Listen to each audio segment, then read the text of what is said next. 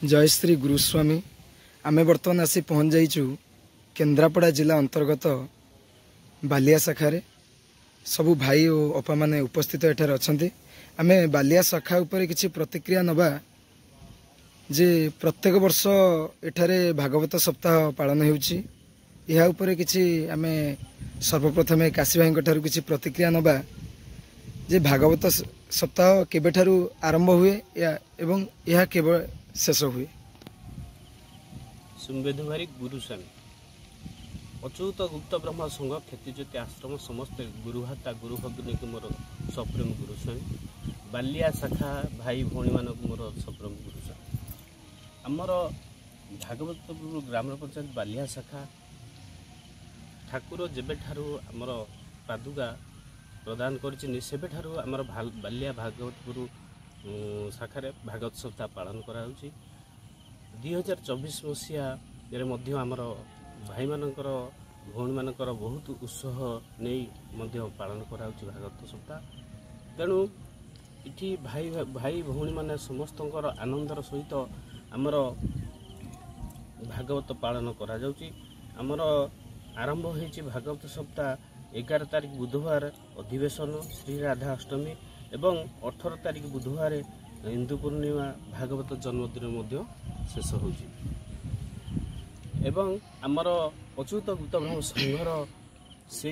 हिंदू पूर्णिमा ठारू 9 दिन धरिकी प्रभुंकर आविर्भाव महोत्सव पालन करा जाउछि। तेणु आमर भाई मान भौणी माने समस्ते आनंदर सहित पालन करती। यही भागवत रूपर बालिया शाखार जो भाई भौणी माने अछंती समस्ते आनंदर सहित भिक्षा करी बा भाई भौणी मानकु आनंदर सहित डाकी पालन करा भागवत सप्ताह। आउटे कथा काशी भाई मु जानिया को चाहूची प्रभुंकर उड़ीसा भितर बहुत शाखा गठित होइछि माने बालिया शाखा रे प्रभुंकर कौन इच्छा है ठाकुरंकर इच्छा है चरम चैतन्य यज्ञ करिया को आ ऊपर किछि कहिबे। ठाकुर श्री श्री केशव चंद्र क्षतिज्योति आश्रम संरक्षेत्र महागा जे ओडिशा रे अनेक शाखा अच्छी बालिया शाखा रे प्रभु चरम चैतन्य महायज्ञ करथिले 2014 मसीह आरंभ होता तार पूर्णाहुति 2015 2005 मसीह शेष होता पूर्णाहुति होते प्रभुंकर जो स्मरणिका लिखी बालिया चरम चैतन्य महायज्ञ जे बालिया नाटा कहीं दिखाई से विषय स्मरणिका लिखी जिते बड़े प्रभु मत्स्य सत्य जुगार मत्स्य अवतार नहीं से केन्दुझर जिला भाटुणिया ठारे चरम चैतन्य द्वितीय स्मरणिका करते द्वितीय स्मरणिका लिखिते प्रभु जे भगवान जिते मत्स्य अवतार नहीं से माछ कांदणा नदी में रोते केन्दुझर भाटुणिया शाखा से भाटुणिया शाखा बा माछ कांदणा नदी में शंखासुरंकर आश्रम थिला से आश्रम प्रभु जिते प्रभु से माछकंडा नदी रोते शंखासुर से नदी में गाधेला समय प्रभु तांकर मत्स्य अवतार साथी मान संगे नहीं कि शंखासुर को बध करते मामू थिले कि तांकर भणजा थिले आमर अश्रेश्वर महाराजा अश्रेश्वर महाराज थिले सी जिते कहले जे ये माछ अवतार जिते मो शंखासुर मारदे सी अलर्ट करते जे सृष्टि जिते माछ अच्छा सब लीन कर दियो जो से विराट विराट असुर धारण करी जिते बड़े असुर बाहिनी मानक सहायता नहीं कि जिते मत्स्य अवतार माछ को जिते लीन कर बाल सिंधु ऋषि बिल्ली जड़े बलिया बिल्ली माँ छोट बड़े डाकती से बाल सिंधु ऋषि जाकि अश्रेश्वर महाराज पाद तले पड़ जाते कहले अश्रेश्वर महाराज ये माछ गुरा लीन हो क्षांत क्षमा कर दिंतु सी क्षमा बदल अति क्षांत होते रागी से प्रत्येक माछ को गोटे गोटे मारिया समय से पाद तले पड़ जाते जो पाद तले पड़ जाते असुर बाहिनी की नहीं जो बाल सिंधु ऋषि की मारिया जाते बाल सिंधु ऋषि दौड़ी दौड़ी आसिक कटिकटारे पड़ जाते କଟିକଟା ଯେତେବେଳେ ପଢ଼ିଥିଲେ ତାଙ୍କର ସେଇ ସମୟରେ ତାଙ୍କର କଟିକି କାଟି ଦେଇଥିଲେ, ସେଥିପାଇଁ ସେ ଜାଗାଟା ନାଁ ହେଲା କଟିକଟା। ତେଣୁକରି ସବୁ ଅସୁର ବାହିନୀ ସହାୟତାରେ ସେ ଅସୁର ବାଳସିନ୍ଧୁ ଋଷିଙ୍କର ସମସ୍ତ ଶରୀର ଧରିକି ଆସିକି ବାଲିଆରେ ପହଞ୍ଚିଥିଲେ। ବାଲିଆରେ ଏଇ ପଠାଣ ଦଣ୍ଡାରେ ଆସି ପହଞ୍ଚି ତାଙ୍କ ସମସ୍ତ ଶରୀର ପଠାଣ ଦଣ୍ଡାରେ ପୋତି ଦେଇଥିଲେ। ପୋତି ଦେଇଥିବାରୁ ସେ ଏ ସ୍ଥାନର ନାଁ ହେଲା ପଠାଣ ଦଣ୍ଡା ବଦଳରେ ଯେ ଶୈତାନ ପଡ଼ିଆ। ଏଇ ଶୈତାନ ପଡ଼ିଆରେ ଯେତେବେଳେ ହେଇଥିଲା ସେତେବେଳେ ବାଳସିନ୍ଧୁ ଋଷି ବର ମାଗିଥିଲେ ଯେ ପ୍ରଭୁ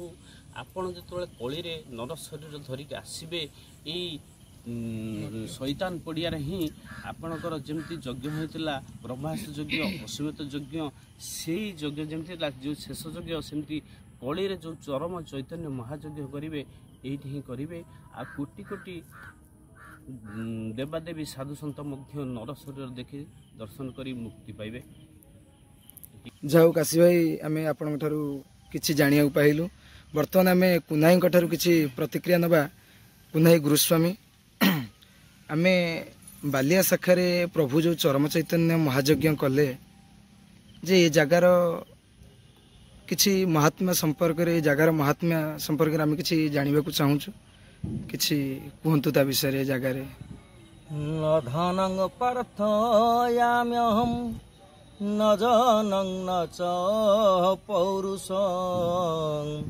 गोपलक्ष्मी न जाचेदहं सदा वै पातु सङ्कटां केशव नामैव नामैव नामैव केशव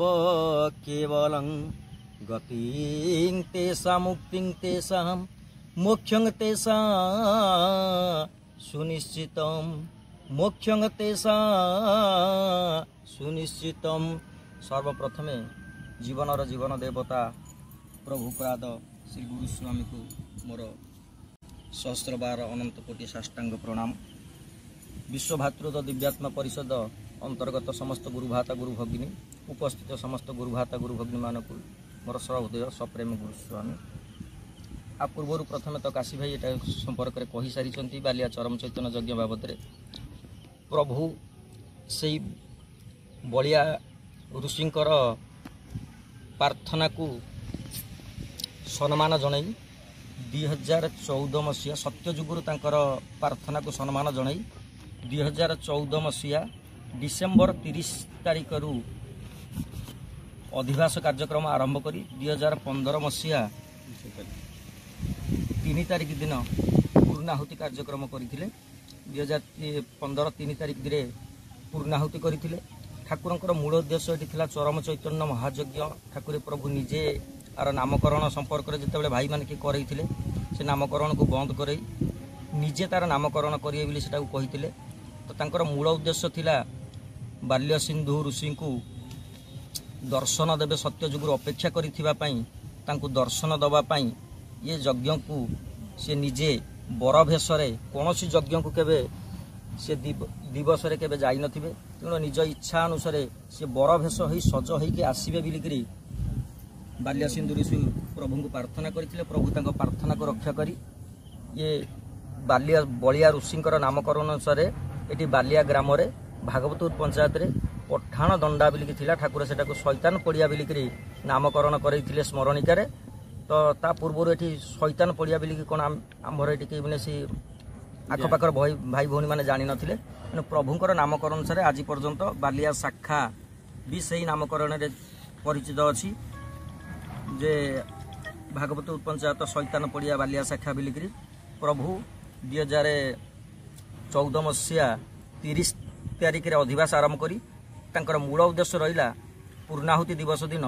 चरम को चैतन्य प्रदान से दिन करई धरा पृष्ठ को ज्ञान को अवतरण कराइबा पई प्रभुंकर मूल महत्व इच्छा को से यही जगह ही पूर्ण करी चरम को चैतन्य प्रदान करई ज्ञान को धरा पृष्ठ को अवतरण करई सारा संसार को ज्ञान को बांटी दे गले। मूल उद्देश्य तांकर एतिक थिला जहाँ मूर्ख हिसाब रे एतिक जानी थिलु आउ अधिका किछि जानी ना हुआ